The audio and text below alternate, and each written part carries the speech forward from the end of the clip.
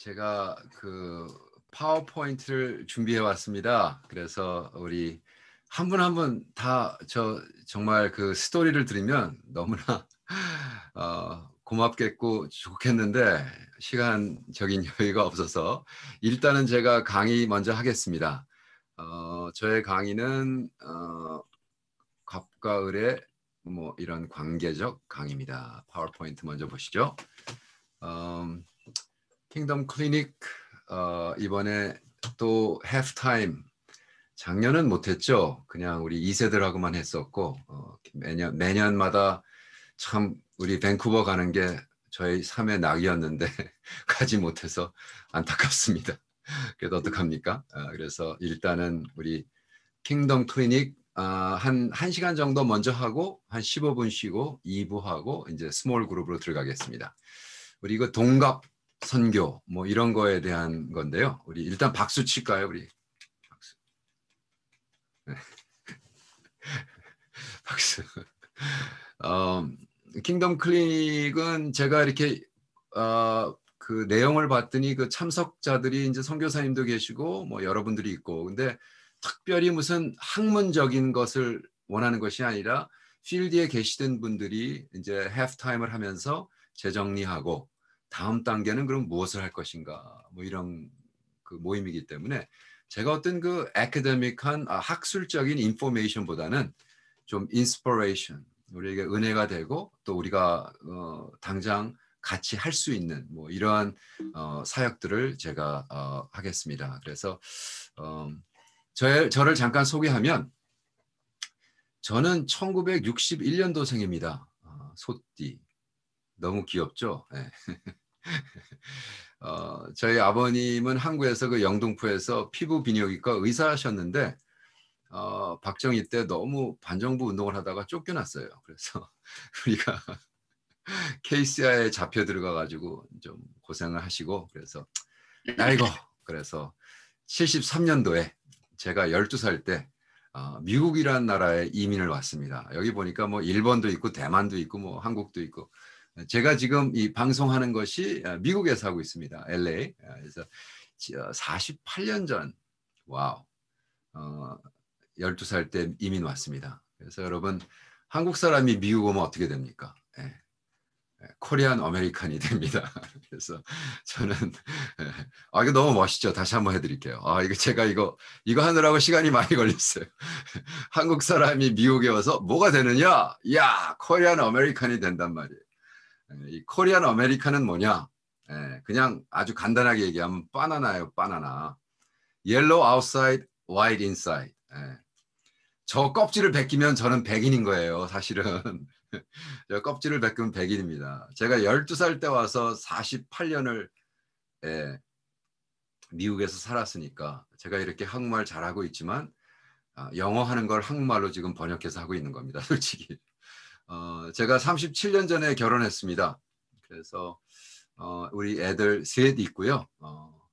아주 귀한 애들 셋 그리고 우리 귀여운 토끼 2마리 그리고 토끼 같은 아내랑 살고 있습니다. 우리 애들은 지금 35, 33, 31 아니다 36, 34, 31살입니다. 다 성숙해서 다 뭐 자기의 길을 걷고 있고요. 저희는 지금 캄보디아에서 1년에 6개월씩 있습니다. 1년에 6개월씩 있으면서 우리 이제 오에시스 하우스라는 데가 저희 아내가 하는 그 카운슬링 센터 지금 6년째 들어가고 있는데요. 아내는 이제 25년 동안 풀러 나오고 카운슬링을 쭉 하고 있고 저는 뭐 여러 가지를 하고 있고 이번에는 이제 캄보디아 깜장신이라고 있어요. 캄보디아 프레스비테리안 티올로지컬 인스티튜트 그래서 깜장신에서 이제 강의를 하고 있고요. 우리 캄보디아 분들을 훈련하고 있고 또 그 국립대학이 있습니다. 그 로열 유니버시티라는 대학에서 철학 강의를 또 하고 있고요. 제가 작년에 쓴 그걸 통해서 아마 인트로덕션으로 하고 이제 곧 강의 들어갈 텐데 저희들이 지금 미국에서 제가 2년 전에 시작한 그룹 이름이 캐그마, Korean American Global Mission Association. 그래서 킴넷이라는 거에서 이제 영어부 아이들하고 같이 나와서 교수들하고 선교사들 그리고 비즈니스맨들 뭐 이런 분들 2020년 6월 19일자 날짜로 세계 복음화 킹덤 비전을 가져라 동행한 하나님의 선교, 성장 강조하는 한국교회의 선교 이제 돌아볼 때다라고 하면서 국민일보에 제가 낸 글입니다. 거기에 이제 결론으로 이렇게 쓰고 있습니다. 전 세계에서 사역하는 한국 선교사들을 만나 교제하며 선교사로서 헌신적인 삶을 목격했다. 그들의 사역을 세계화해서 국제사회에 내놔도 아무 흠이 없다고 생각한다. 하지만 한국 선교는 그 전에 먼저 자신의 문제를 점검해야 한다. 전환기점에 온 한국 선교는 누군가에게 보이기 위한 숫자로 하는 선교, 경쟁적인 갑질 선교를 중단해야 한다. 우리 주님이 말씀하시는 하나님의 킹덤만이 임하는 선교로 전환해야 한다. 그래서 우리 세대뿐만 아니라 다음 세대에도 물려받을 수 있는 자랑스러운 선교를 다시 시작해야겠다. 뭐 어떻게 보면은 좀 뭐 깐다고 생각하는데 까는 건 아니고요. 제가 지금까지 하나님이 허락하셔서 64개국 많이 다녔죠. 64개국에 다니면서 한국 선교사님들이랑 만나서 교제를 하면서 와 정말 눈물 나는 스토리 얼마나 열심히들 하시는지. 그런데 그것에 반비례하게 근데 이런 점들은 좀 고쳐주면 좋겠다라는 생각을 했습니다. 그래서 제가 왜 동갑 선교를 해야 되느냐, 동갑 선교란 무엇이냐, 뭐 이런 것을 가지고 강의를 하겠습니다. 제가 강의하는 내용은 사실은 제가 그 옥스퍼드 센터 포 미션 스터디, 옥스퍼드 안에 있는, 옥스퍼드는 아닙니다. 옥스퍼드가 42 캠퍼스인데 옥스퍼드 안에 있는 OCMS라는 선교 대학원이 있습니다. 거기서 이제 물론 한국 사람이 하는 건 아니고요. 미국, 영국에서 존 스타트란 분하고 빌리 그레함이 30여 년 전에 시작한 학교인데 거기서 이제 공부를 해서 저는 이 patron client, 후원자와 의뢰인의 관계를 연구를 해서 박사학위를 썼습니다. 그래서 박사 논문을 8년을 연구하고 써가지고 2018년도 5월 달에 영국은 이제 딱 그 한 사람 앞에서 그 300페이지 논문을 이제 디펜트 하거든요. 이제 싸워야 되는데 아주 잘 싸워서 이겼고 그래서 이기는 바람에 제가 그 다음에 그 해 이제 재작년 6월에 이제 박사학위를 받고 졸업을 했습니다. 그리고 제가 쓴 논문이 책으로 출판이 됐어요. 박사 논문 쓴다고 책으로 다 출판되는 거 아니기 때문에 저에게 너무 큰 영광이었고 영국에 있는 레그넘 출판사에서 출판할 때 제 논문의 타이틀과 상관없이 제가 갑과 을이라는 타이틀을 영어로 넣겠다. 그래서 이제 출판사랑 싸움이 났어요. 출판사는 안 된다. 내가 배째라 그러면 나는 출판 안 한다. 그래서 너 왜 자꾸 죽어라 갑과 을이라는 거 갑과 을 아무도 이해를 못해. 그래서 내가 아니에요. 10년 뒤에는 모든 선교학에서 갑과 을이라는 단어를 쓸 겁니다. 10년 뒤. 그래서 제가 배짱을 부려서 갑과 을이라는 타이틀에 들어가는 책을 했습니다. 갑과 을 Korean Patron Client Dynamics in Church Planting in Cambodia. 한국 선교사와 캄보디아 목사들의 갑과 을의 관계로 일구어지고 있는 교회 성장이라는 책을 썼습니다. 그러니까 제가 이 책을 가지고 깜장신 캄보디아 장로교 신학교에서 20번 렉처, 그러니까 20번 렉처한 거를 여러분 지금 내가 2시간 안에 하려고 하는 겁니다. 이건 기적입니다. 그래서 기적을 이루는 오늘 강의를 하려고 합니다. 20강의를 2시간 안에 압축시켜서 자립교회 이슈. 그러면서 한국 교인 선교사들이 하는 이 자립교회의 문제가 뭐냐. 이제 궁극적으로 그냥 땅 까고 얘기해서 갑질 선교였기 때문에 문제라는 거죠. 갑질 선교. 그래서 이거는 그냥 뭐 내가 신학자로서 저는 접근하지 않습니다. 저는 뭐 신학자도 아니고 저는 미국 와서 뭐 풀러에서 공부했죠. 할 거 다 했습니다. 공부는. 그래서 풀러에서 86년도부터 89년까지 86년도 89년도까지 풀러에서 MDiv 했고요. 그 다음에 98년도부터 또 공부해가지고 그 디민 Doctoral Ministry 하고 그 다음에 이제 또 몇 년 지나서 연구해서 박사학위를 했습니다. 그러나 저는 학자는 아닙니다. 저는 아주 충실하게 필드맨이고 필드에 몸을 담았고 필드를 뛰었습니다. 그래서 예를 들어 아니 개척교회를 하는데 시베리아 컨텍스트 여기 그 풀러튼의 그 은혜교회라고 있어요. 김광신 목사님. 그 목사님이 우리를 2세들을 데리고 다니면서 훈련시키다가 야, 너는 저기 여기 신학교 와서 좀 강의 좀 해라. 그래서 제가 2003년도, 2002년도부터인가 러시아의 시베리아, 모스크바에 있는 신학교에서 강의를 하는데 2003년도에 그 은혜교회 개척교회 27개를 하려는 거예요. 그래서 아니 저는 그냥 발런티어로 교수 생활하고 있는데 왜 제가 개척교회를 27개 하는 걸 돈도 없고 하려는 거예요.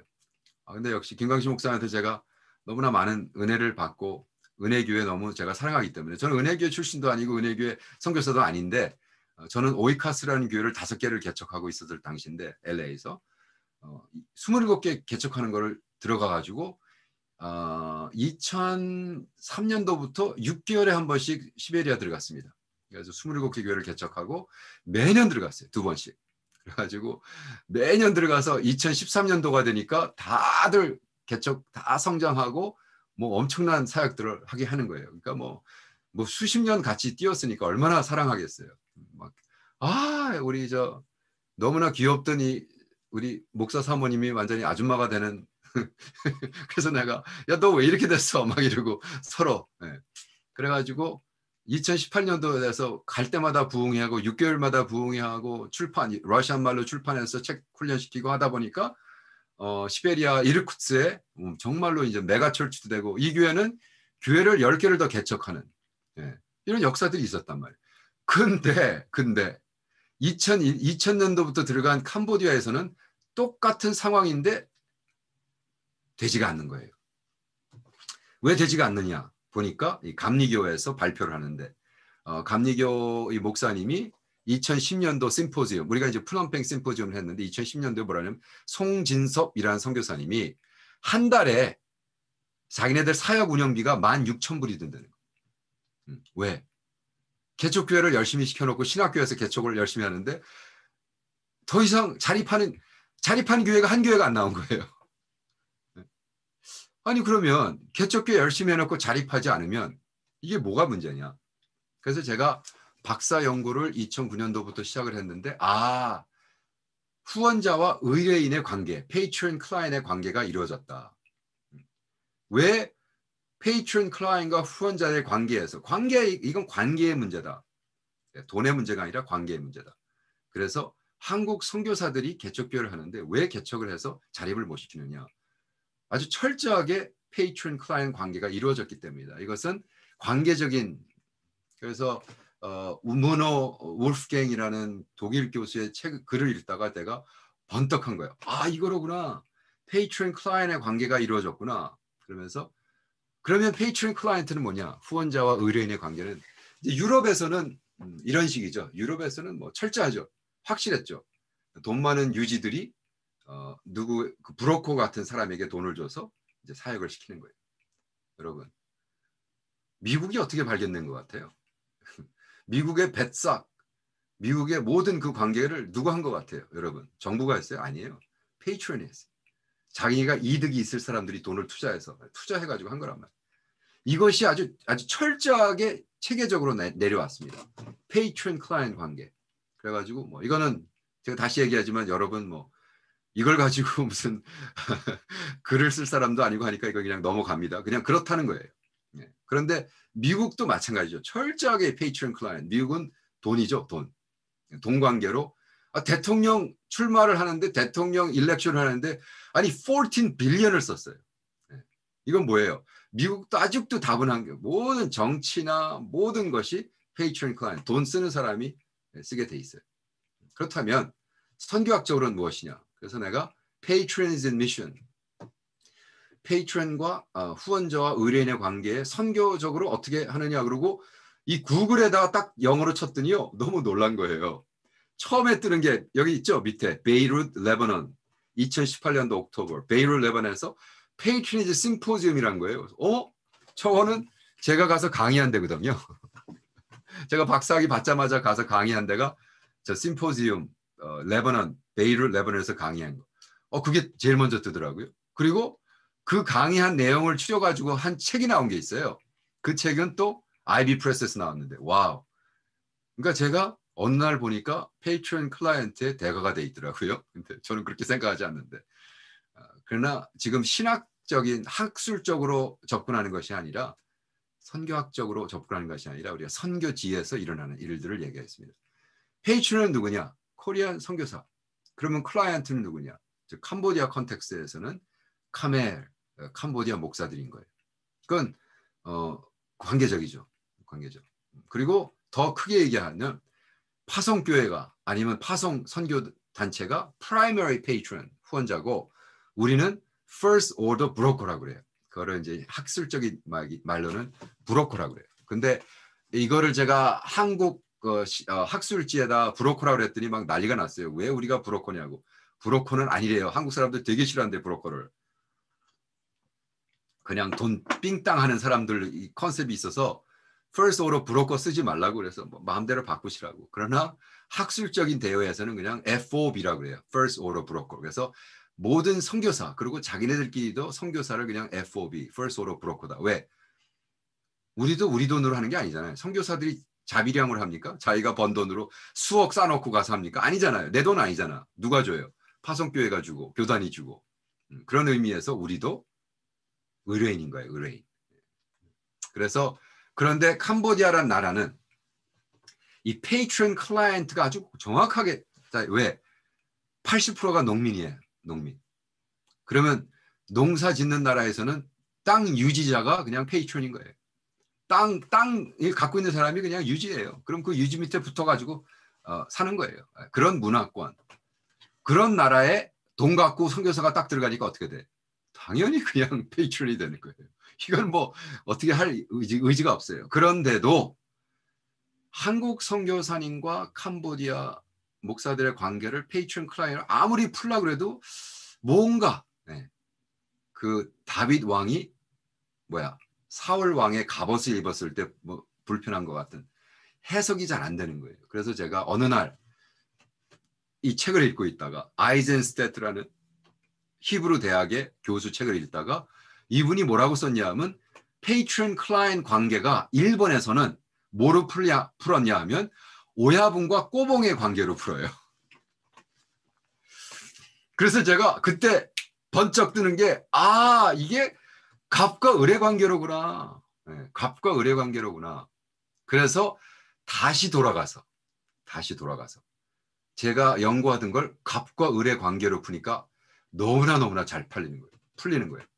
페이트론을 갑으로 하고 클라이언을 을로 해서 풀었더니 이제는 막 돌아가는 거예요. 그래서 제가 할렐루야. 그래서 제가 그 책 이름을 갑과 을로 써달라. 왜 중요하냐?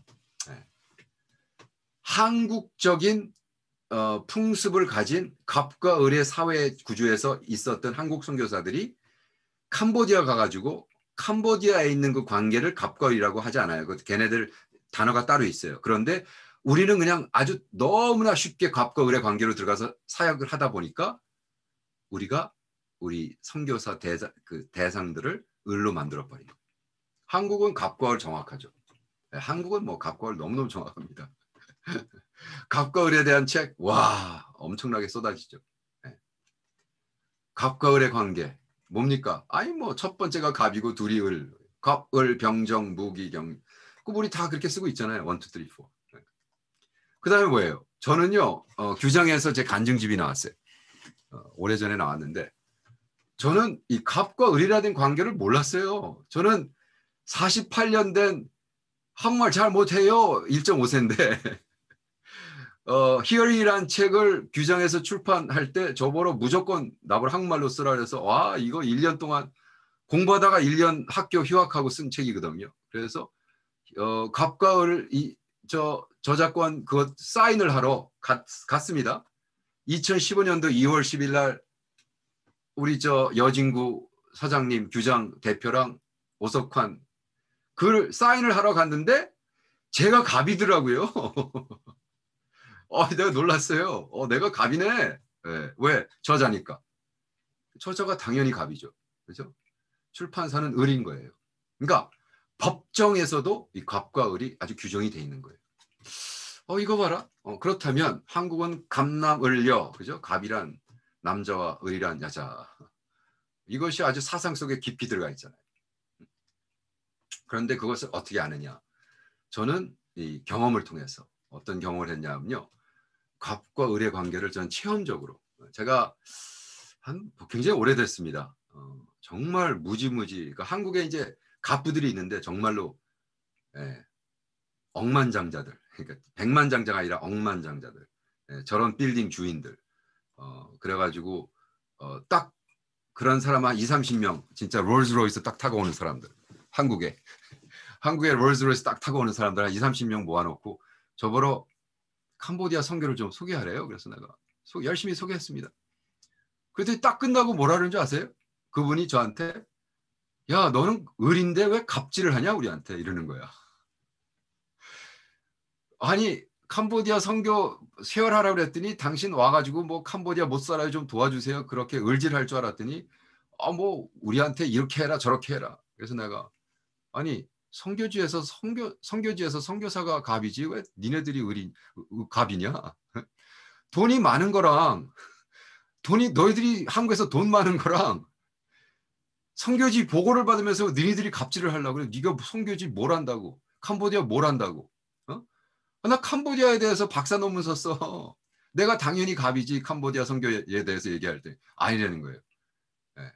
자기네들은 캄보디아 가난한 거 뭐 얘기하면서 뭐 돈 좀 달라고 그 구걸할 줄 알았대요. 그래서 내가 웃기고 자빠지고 있네. 그래서 내가 왜 을지를 하느냐? 여러분 왜 갑질이 가능한 줄 아세요? 누군가 을지를 하기 때문에 그런 거예요. 네.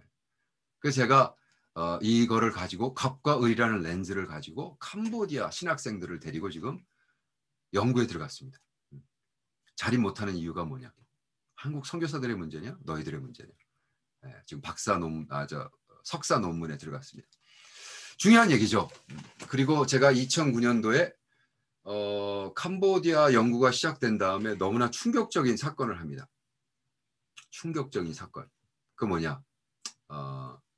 2011년도 제가 2009년도부터 박사 논문 하다가 2011년도에 어떤 거를 하냐면 미국 신학교 큰 미국에서 캄보디아에서 제일 큰 미국 신학교 총장이 제 친구예요. 백인이죠 물론 미국에서 온. 그 친구랑 밥 먹다가 인터뷰하다가 이 친구가 저한테 그러는 거예요. 백인 선교사들은요. 저랑 한 몇 년 친하지만 제가 백인이라고 착각을 해요. 그렇죠? 예. 제가 지금 한국말 이렇게 잘하지만 영어 더 잘하거든요. 예. 그러니까 이 친구들이랑 영어로 막 대화하다 보면 제가 백인인 줄 알고 한다는 소리가 야, 오목사. 내 밑에 훈련받은 애들 300명 캄보디아 목사들이랑 이번에 컨퍼런스 했는데 300명 컨퍼런스 하다가 물어봤대. 너희들 사역의 가장 제일 큰 문제가 뭐야? 그랬더니 한국 선교사. 그래서 한국 선교사 추방론을 썼대요. 열받지 않습니까? 저는요 막 피가 거꾸로 돌더라고요. 야, 이 자식들아, 니네들이 뭘 그렇게 대단한 일을 했다고 니네들 훈련한 캄보디아 목사 300명이 뭐? 한국 선교사 추방론을 썼어? 그 보여주는 거예요. 캄보디아 정부에 보내겠다는 거야. 한국 선교사들 다 추방해달라고. 씨. 그게 갑질이 아니면. 네. 그래서 제가 물어봤어요. 우리가 뭘 그렇게 잘못했냐? 그랬더니 너 말고 너는 아메리칸이잖아. 너 말고 한국에서 온 한국 선교사들이 그냥 교인들 뺏어가고 쌀로 막 매수하고 버스 돌려가지고 막 교인들 뺏어가고 자기가 키운 제자가 14년인가 목회를 해서 너무 잘하는 친구인데 230명인가 교회가 있었는데 어느 날 한국 선교사가 와가지고 그 교회에다가 쌀을 좀 가난한 사람 쌀을 주면 안 되겠냐고. 그러라고. 쌀을 열심히 한 6개월 준 다음에 바로 옆에다가 예배당 짓더래요. 그리고 쌀 더 받을 놈 다 와. 교인의 80%를 잃었다. 그래서 내가 거짓말하지 마. 웃기고 있네.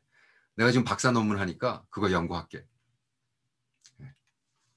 근데 그 시절에 한국 선교사들 추방론이 계속 나오는 거예요. 계속 한국 선교사들 추방. 왜 이렇게 추방을 많이 받는지. 계속 추방. 필리핀에서는 벌써 20년 전에 추방 다 해서 했고, 베트남에서도 뭐 15년 전 했고, 한국 선교사 추방론이 또 캄보디아에서도 나오는 거예요. 왜 그럴까? 네? 왜 이렇게 추방한다고? 우리는 전 세계 다니면서 우리가 넘버원, 우리가 뭐 스포그만 맞춘다고 부르는데 전 세계에서 다 추방론만 쓰고 있는 거예요. 왜 캄보디아 목사 300명이 추방론을 썼을까? 갑과 을의 관계에서 갑질을 하지 않았을까? 그죠? 정말로 이렇게 쌀 막 퍼주면서 교인들을 뺏어가고 있는가? 제가 연구를 했으니까. 제가 박사 논문 연구했잖아요. 그때 당시 제가 연구할 때 2008년도부터 2009년도부터까지 한국 캄보디아 선교에 대한 다큐멘터리가 45개가 나와 있었어요. 제가 그 45개를 다 봤습니다. 그리고 그 다큐멘터리 보면서 그런 얘기가 나오나 추려봤어요. 그랬더니 나오더라고요.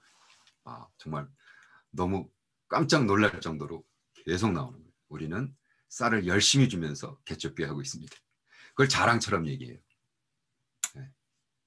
우리 센터도 특별히 은혜 주셔서 크게 짓게 되었고, 네. 그래서 쌀 퍼주는 것을 아주 간증을 하는 거예요. 열심히 간증하더라고요. 근데 제가 유튜브에서도 놀랐지만 이 페이스북에서 백인 선교사들, 캄보디아에 있는 백인 선교사들 한 10대 명이 한국 선교사를 씹는데요. 와, 저는 너무 얼굴이 후끈거려가지고, 네. 이건 페이스북이라는 건 전 세계가 볼 수 있는 거 아닙니까? 페이북에서 백인 선교사 10대 명이 캄보디아에 있는 막 대놓고 한국 선교사를 까는데 제가 막 얼굴이 막 화끈거려가지고 어떤 선교사는 이렇게까지 했어요. 역겨운 사람들. I'm sickening. 역겹다. 와우, 이거는 정말 들으면 안 되는 소리죠. 영어로 sickening 그러면 그건 진짜 개판 싸우자는 소리예요. 나보러 누가 you are sickening 그러면 막말로 엿먹어라 이 자식아 이런 거예요. 네. 근데 어떻게 대놓고 같은 선교사들끼리 한국 선교사를 sickening 하다고 그럴까? 엿먹는 사람들이다 이랬을까? 제가 계속 그 댓글을 달았어요. 제가 거기다 너무 화가 나서 그 사이트에 들어가서 야 이 자식들아 그만해라 이제 나 한국 사람이고 너희들 우리가 뭘 그렇게 잘못했다고 시크닝까지 나오냐 우리가 역겨운 걸 우리가 어떻게 역겹냐 그랬더니 이거를 쓴 거예요. 코콩에 갔더니 한국 선교사들이 교인을 빼앗아 가는 게 아니라 교회를 훔치더라. 교회를 어떻게 훔쳐? 그래서 제가 박사 논문을 하고 있었으니까 그 코콩이라는 데 찾아갔습니다. 진짜냐 가짜냐 알아봐야 될 거잖아요.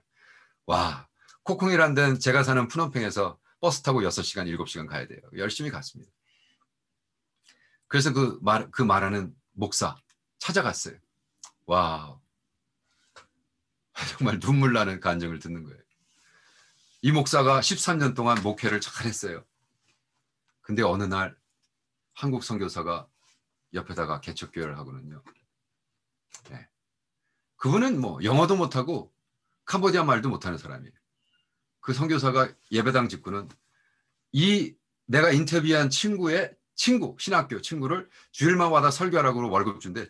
일주일마다 월급 주고 어떻게 교회를 인도하냐 하면 주일날 참석 교인에 대해서 한 달에 한 사람당 5불씩 월급처럼 주는 거예요.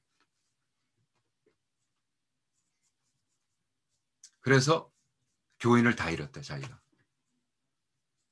13년 목회했어요 거기서.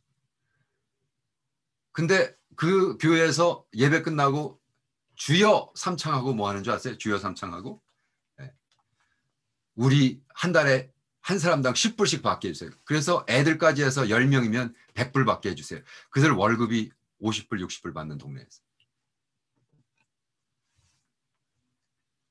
그래서 이 목사님이 14년 채 목회를 못하고 목회 때려치고 쫙 쳐들어 푸놈팽 왔다.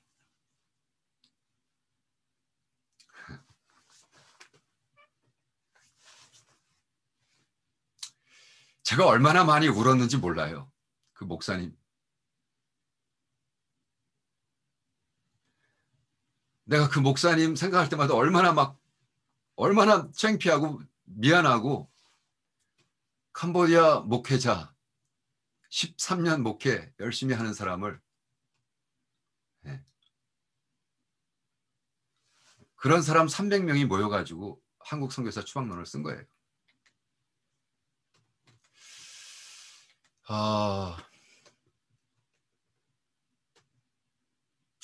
암담하죠. 네.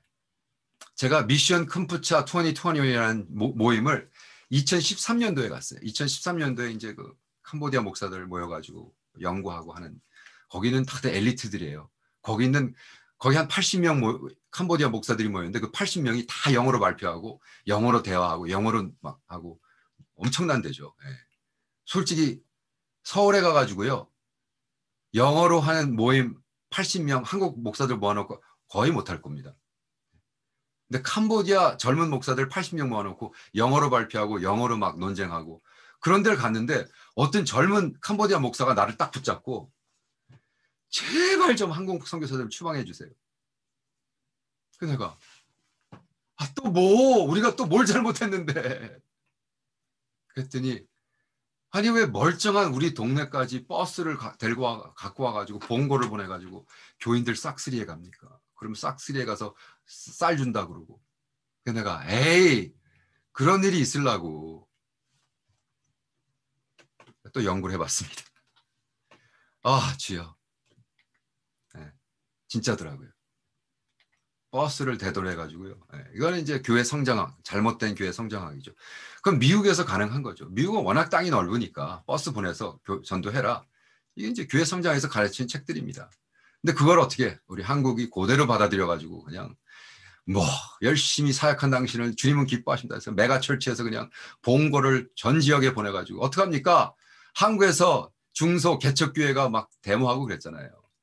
저 그만 뺑뺑이 돌려서 우리 교인 좀 뺏어가세요. 네? 교인 수송 셔틀버스 운영 금지하여 중소 개척교회 보호하라. 한국에서도 데모하거든요. 그런데 캄보디아에 있는 캄보디아 목사들이 제발 한국 선교사들 개척해가지고 은혜 받았다고 막 돈 받아가지고 막 100만 불짜리 예배당 짓고 봉고 보내가지고 30분 떨어진대. 그래서 한국 목사 추방론이 써진 거더라고요. 네. 너무 후끈거리고요. 생각할 때마다 미안하고, 제가 깜장신 신학교에서 신학생들 가르칠 때요, 정말 90도로 절하고 절합니다. 너무나 미안하다. 우리가 잘한 것도 많지만 이건 절대로 해서는 안 되는 일들이다. 네? 그러면 저의 강의의 가장 키는 뭐냐면 갑과 을의 문제가 아니라는 거예요. 갑과 을은 그냥 존재하는 거예요. 그건 어떤 사회적 그 조직을 얘기하는 거예요. 그러나 갑질이 되면 안 되는 거예요. 갑질이 뭡니까? 알잖아요, 여러분. 코리안에 얘가 갑질해가지고 아주 유명하죠. 뉴욕타임스의 피넛 레이즈라고 그래가지고. 그러니까 우리가 이 갑질을 하기 전까지는 아무 문제가 없는데 이제 갑질이 딱 되면, 그러니까 갑과 갑질에 대해서 이제 제가 열심히 가르치고. 왜? 갑이란 건 좋은 거예요. 갑은 있는 사람이 베풀고 못 있는 사람을 도와주고 아무 문제 없습니다. 내가 저자로서 규정이란 걸 택했기 때문에 규정에도 할 수 있고 두란노에도 할 수 있고 할 수 있었는데, 내가 갑으로서 규정을 택했기 때문에 제가 갑인 거예요. 아무 문제 없어요. 그런데 제가 만약 갑질을 한다, 그런 문제가 되는 거죠. 그죠? 대한항공 재벌가들이 어떻게 갑질에 이딴 폭로, 말도 못했죠.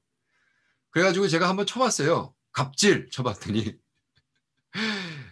11 밀리언, 거의 2 밀리언. 와우. 이게 2017년도에 갑질이란 단어가 2017년도에 구글 서치의 키워드였어요. 키워드.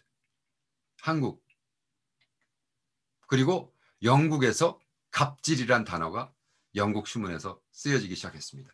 그러니까 저는 어떤 면에서 와우, 박사 논문 끝날 때쯤 돼가지고 갑질에 갑질 하니까 영어로 이거 봐라 내 박사 논문이 갑과 갑질인데 예, 갑과 을 관계인데 그래서 이제 이것이 세계적인 선교학 대회도 제가 발표하기 시작했고 예일 에든버러 그래서 예일 대학에서 할 때도 발표하고 하기 시작했습니다. 문제는 갑과 을의 문제가 아니라 갑질을 할 때 문제라는 거죠. 갑질. 그래서 제가 구글에게 물어봤습니다. 구글에게 담임 목사와 부목사의 관계 그랬더니 갑과 을의 관계, 갑질의 관계로 나오더라고요. 여러분 한국 담임 목사들 사이에 어떤 조크가 있는 줄 아세요? 코끼리를 냉장고에 넣으려면 답이 뭔지 아세요? 부목사 시키면 된다예요. 네. 네. 왜? 우리는 갑질하거든요. 담임들이. 저는 그걸 아주 여의도에 있는 어떤 교회라고 얘기 안 할게요. 여의도 순복음교회는 아니고 여의도에 있는 무지무지 큰 교회. 제가 86년도에 처음으로 선교지란 일본과 한국 선교지 제가 연세대 서울대에서 노방전도를 할 때인데 86년도에 거기서 처음으로 제가 그래도 전도사고 애들 데리고 왔으니까 담임 목사실에서 딱 있는데 담임 목사가 손가락을 떡 하군요. 어이 냉수 좀 가져와. 반말로 빡 했어요. 어이 냉수 좀 가져와 그랬는데 그 손가락 끝에를 보니까 거기 부목사가 떨고 서 있더라고요. 내가 야 여기는 큰 교회 다니면 왕이로구나. 와 거의 뭐 하인 여기 부목사들은 다 하인이로구나. 네. 갑질. 그게 문제죠. 네. 그 갑질이 왜 문제냐. 그렇게 신앙생활을 하던 부목사들이 신학생들이 선교사가 돼서 와서 뭐를 할까요? 당연히 갑질하겠죠. 갑질 문제입니까? 그랬더니 95%가 문제라고 그랬어요. 한국 시민 95%가 갑질이 문제다. 잘 들으세요. 이걸 학문적으로 풀어드릴게요. 어느 나라에서 갑질이 95%가 문제라고 그러면 5%가 95%를 향해서 갑질한 게 아니라 거의 80%가 서로 갑질을 해서 그래요. 그러니까 갑질이란 건 서로 갑질하는 거예요. 그러니까 있는 놈들이 없는 사람에게, 배운 놈이 안 배운 사람에게 하는 거예요. 뭐 보세요. 아우, 이 가족 보면 막 역겹잖아요. 정말로. 이럴 때 역겹다는 걸 써. 시크닝. 정말 역겨운 가족이잖아요. 와, 그들 갑질 소리 지르는 거 뭐. 야, 이건 사람도 아니잖아요. 제가 저분의 그 비서실장 하던 분을 알아요. 어릴 때부터 종놈들처럼 취급을 했대요. 어린 딸애들이 자기 비서실장이가 반말 빡빡했대요. 초등학생 때부터. 근데 허허 웃으면서 종놈들인데 뭐 이랬대요. 그러니까 갑질하는 거예요. 뭐 아무리 울고 싸봐야 뭐 아유 CJ 이재환도 갑질하고 아이고 대기업도 갑질하고 아이고 또 뭐 군대에서도 갑질하고 하키팀도 정부가 갑질하고 미스터 피자도 갑질하고 오너도 갑질하고 코링코 운영도 갑질하고 다 하는 거예요 그냥. 그러니까 오죽하면 캐톨릭 뉴스페이퍼에서 갑질공화국이라고 해서 갑질공화국. 우리는 갑질공화국이다. 근데 문제는 뭐냐. 선교지에서 갑질하죠. 우리가 교단에서 갑질당하죠. 한국에서 갑질당했죠. 내가 부목사로서 내가 선교사로서 갑질당하죠. 그러면 밑에 사람에게 갑질하게 돼 있어요. 네. 파송교회에서 와가지고 선교지에 있는 선교사들한테 갑질을 하는데요. 제가 눈 뜨고 못 봐요. 정말 눈 뜨고 못 봐요.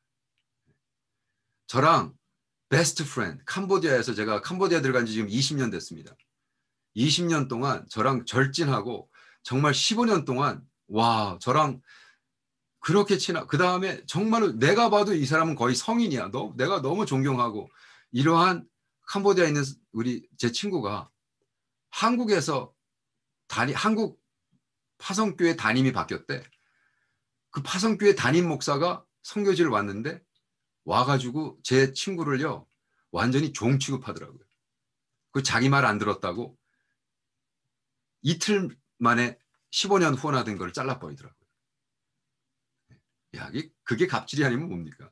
그래서 그 친구 캄보디아에서 15년 뒤에 포기하고 어느 정도로 훌륭하냐면요. 제 친구가 캄보디아 왕한테 상을 받았어요. 너무 선교 잘하고 있다고. 캄보디아 왕한테 상 받은 사람을 지 말 안 듣는다고 젊은 파란 놈이 와가지고 선교 선자도 모르고 근데 잘라버리는 거예요. 그게 그런 갑질을 당하면요.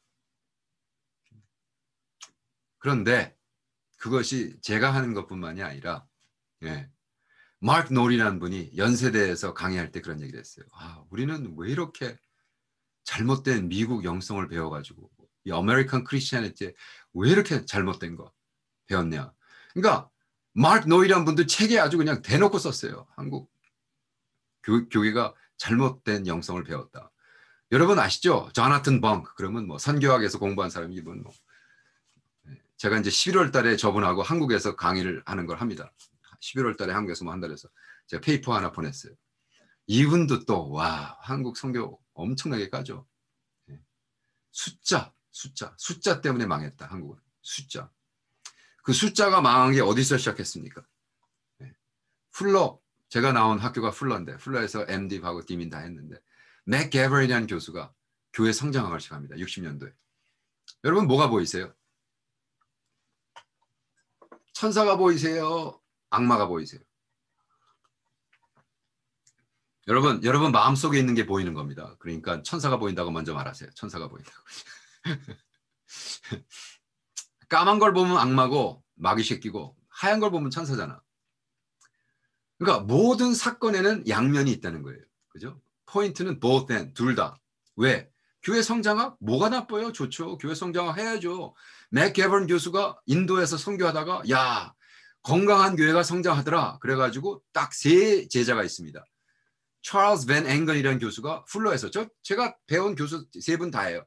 밴 앵건 교수가 86년도에 갔더니 What is church? 교회란 무엇인가? 근데 문제는 C. 페리어 웨그너가 더 유명해졌어. 어떻게 교회를 성장시키는가? 그리고 탐 오프는 교회 성장은 선교다. 이 세 가지 티어리가 나왔는데 문제는 밴 앵건도 책을 그렇게 많이 안 쓰고 탐 울프도 책을 많이 안 쓰고 C. 피터 웨그너는 엄청나게 책을 쓴 거예요. 유명해졌어. 그래가지고 조용기 목사님 뭐 팔고 뭐 해가지고 뭐 교회 성장. 근데 그분 교회 성장 한번 들어보세요. 한국 영성 때문에 자랐다고 하지 않아요. 그걸 아셔야 돼요. 제가 그분한테 직접 배웠어요. 그분이 벌써 98년도에 Church Grow 책을 썼는데 제가 이 책을 읽다가 뒤집어졌어요. 이 책에서 뭐라고 쓰는 줄 아세요? 성도들을 Giving Unit이라고 해요. Giving Unit. Giving Unit이 뭐냐면 헌금 내는 유닛이라는 거예요. 성도들을 성도로 인간으로 풀지 않고 사람으로 풀지 않고 두로 풀지 않고 넘버로 풀어요. C. 피터 웨그너가 USC에서 박사학위 받았습니다. 신학자도 아니고 성교학자도 아니고 이분은 그냥 뭐 완전히 실용주의자예요. 실용주의자. 그래가지고 저는 실용주의자입니다. 성장하지 않은 것은 교회가 아닙니다. 이런 식으로 풀어나간 거예요. 그래서 뭐라 그러냐. 그러니까 그런 식으로 가가지고 선교를 하고 있으니까 한국 교회가 수적 성장을 위한 공식과 그에 따른 기업화를 강조하는 것이 한국 교회와 선교지 모두의 심각한 구조적 때로는 윤리적 문제를 일으켰다라고 하면서 우리 그 옥스퍼드에서 나온 우리 학교에서 출판한 레그넘에서 나온 마원석 교수님과 한국 선교 딜이 깝니다. 그건 언제 나왔느냐? 1926년 40년 전 65세였던 우찌무라 간조가 미국을 방문하고 돌아가시기 4년 전에 미국을 쭉 물론 미국에서 좀 살았고 미국을 그 다음에 26년도에 뭐라고 썼는지 아세요? 그 글에 그는 큰 교회만이 성공적인 교회이다. 미국은 가장 적은 비용으로 가장 많은 개종자를 얻는 건 그들의 끊임없는 희망이며 노력이다. 미국의 그는 상업과 정치 보여줄 숫자적 통계는 그들의 종교에서 성공과 실패를 정의한다. 숫자. 미국 그들은 왜 숫자를 이렇게 우상화하는가? 그게 우찌무라 간조의 1920년도의 이야기입니다. 제가 우찌무라 간조 이 글을요. 캄보디아 신학교에서 읽어주면 우리 신학교 학생들이 다 그래요. 그 한국 목사들, 한국 선교사들 얘기잖아요. 숫자. 몇 교회 개척했어? 몇 명 모여? 헌금 얼마나 들어와? 그거 다 숫자 얘기잖아요. 그래서 미국에서도 젊은 목사들이 교회 성장학을 떠나고 있고, 풀러에 있는 그 교수들을 제가 만나서 밥 먹다가 풀러 교수들 만났는데 풀러 교수가 그러는 거예요. 우리가 지금 전 세계적으로 신학교 방문하면서 풀러가 내놓은 교회 성장학이 전 세계적으로 끼친 악 영향력에 대해서 사죄하고 있다. 이렇게 말씀하시더라고요. 아, 그거 해야지. 해야지. 그래서 우리 캄보디아에도 좀 엄청난, 그래서 예를 들어 크리스티애니티 투데이 이런 데서도 뭐든지 얘기할 때마다 뭐 캄보디아는 잘하고 있고 뭐 열심히 잘하고 있고, 예를 들어 2019년도 6월자에 나온 Go and Count Disciple, 이거 보세요. 다 벌써 주제부터 보라고. Go and Make Disciple이 아니라 Count Disciple이잖아. Count Disciple. 숫자. 오, 숫자. 그들은 왜 이렇게 숫자를 중요시하는가. Count the Disciple이야. Count the, Make the Disciple이 아니라. 그래가지고 예를 들어 타 존슨, 여러분 이게 250불짜리 책입니다. 야, 내가 있어요 지금 이 책. 250불 주고 샀어. 와, 저기 끝에 있어요. 저 끝에 200. 내가 보여줘. 그 책에요. 타 존슨, 세계적인 미시올로지스트죠. 캄보디아가 막 3번째로 빨리 자란다는 거예요. 근데 나는 캄보디아 그렇지 않은데? 아니 어떻게 캄보디아가 이렇게 빨리 자란다고? 말도 안 돼. 근데 보니까 이런 발표 때문에 내가 여기서 그 젊은 목사를 만났다는 모임이 거예요. MK2020라는 발표인데, 와, 이거 보세요. 2012년, 2017년까지 635개 교회가 개척했다는. 너무 이렇게 보면 너무 멀쩡하잖아요. 그런데 그거 개척할 때 608개 교회가 문을 닫았어요. 근데 이 얘기는 절대로 안 합니다. 635개 개척했다는 소리만 하고 앉아 있어요. 그러면 교회가 every month에 11개가 교회가 캄보디아에서 개척될 때 every month에 교회가 10개가 문을 닫았어요. 근데 왜 그 얘기는 안 하느냐? 숫자가 줄면 안 되기 때문에. 양봉임 선교사님이 지금 박사 논문을 쓰고 있는데, 이 교회는 늘었다고 얘기하지만 교인 숫자는 줄어버렸어요. 그럼 뭐 하는 거예요? 지금 뭐 하는 거냔 말이에요. 서로 그냥 교인들 훔쳐가는 거예요. 전도는 안 해요. 그리고 이것이 교회 성장이다. 그거 누구한테 배운 걸까요? 교회 성장학, 플로에서. 이게 미국 교회 이런 거 뭐 난리나 나요. Key to Successful Ministry. 성공하는 목회. 그래가지고 막 이런 책 읽고요.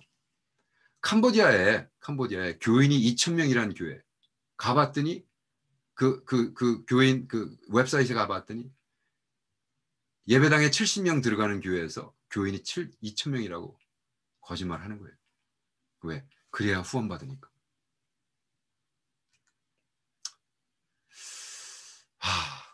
너무 암담합니다. 네. 그래서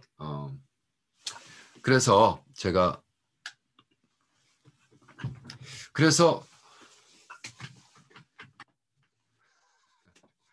이거 너무 좀 이제 후편에는 좀 희망적인 얘기가 나옵니다. 너무 실망하지 마시고.